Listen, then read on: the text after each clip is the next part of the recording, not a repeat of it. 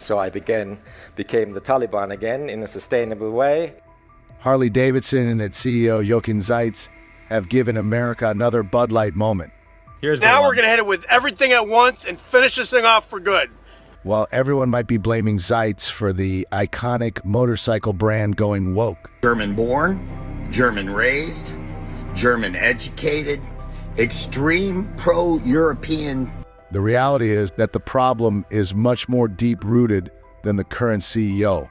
Zeitz and his policies might not have gone down well with the brand's target audience, but that does not explain why Harley did a revenue of $5 billion back in 2004 and not even managed to hit $6 billion 20 years later. In contrast, Polaris Industries, parent company of Harley's competitor Indian Motorcycles, has gone from $1.8 billion to $9 billion in the same time period. Polaris has grown 20 times faster, and there's a reason for it. Zeitz, as the current CEO of the company, is only a small part of the problem.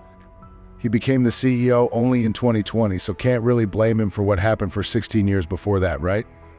Well, it turns out that he's been a part of Harley's board of directors for a much longer duration, since 2007 to be precise. Then I became a board member of Harley Davidson.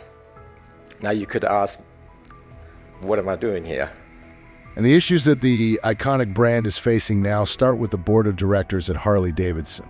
After all, it's their job to appoint the CEO and ensure the business moves in the right direction to protect the interest of the shareholders.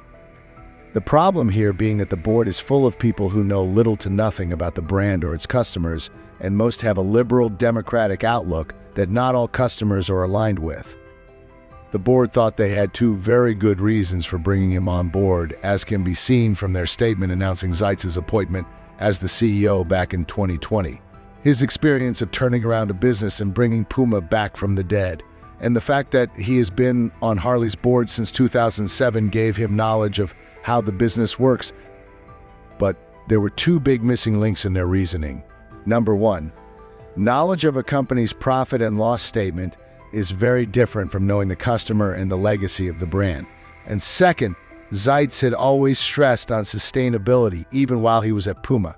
But sustainability for a shoe manufacturer is a very different problem to solve as compared to a motorcycle brand. He might have been great with Puma, but the board basically hired Tom Brady to coach the New York Yankees. Zeitz announced a 5-year roadmap for the company called Hardwire when he took the reins. And with every passing year, it became more and more evident that the company was losing touch with its core customer base. At the top of the list of Project Hardwire priorities sits profitability. Instead of going after a larger customer base, making the brand more accessible and affordable for a larger audience. The focus is now on driving higher margins for a legacy brand from those who can afford it. And the outcome of this is not surprising, as it's not just the sales and revenue that have stagnated. The average age of the buyer has also flatlined in the mid-40s. Far away from the task assigned to the previous CEO, Matthew Levatich, who was expected to make the brand more appealing to a younger audience before he quit or was asked to leave. It almost appears that the company's leadership, starting with the board of directors, has resigned to the fact that getting more money from existing customers is much more likely than getting new customers. The problem with that being that the existing customers won't be biking for long. The lack of foresight can also be seen in Zeitz's overzealous push on Livewire, Harley Davidson's electric unit, which is projecting sales of maybe 1,000 units this year. Many would say that electric is the way to go, but even they will agree that Livewire never got the product and pricing right for the market. And all of this raises the question, what exactly was the board thinking when they brought in Zeitz? He is the same person as before, and his ideology remains the same as before. It was people who hired him who should have made sure he is the right fit for the brand and its customers.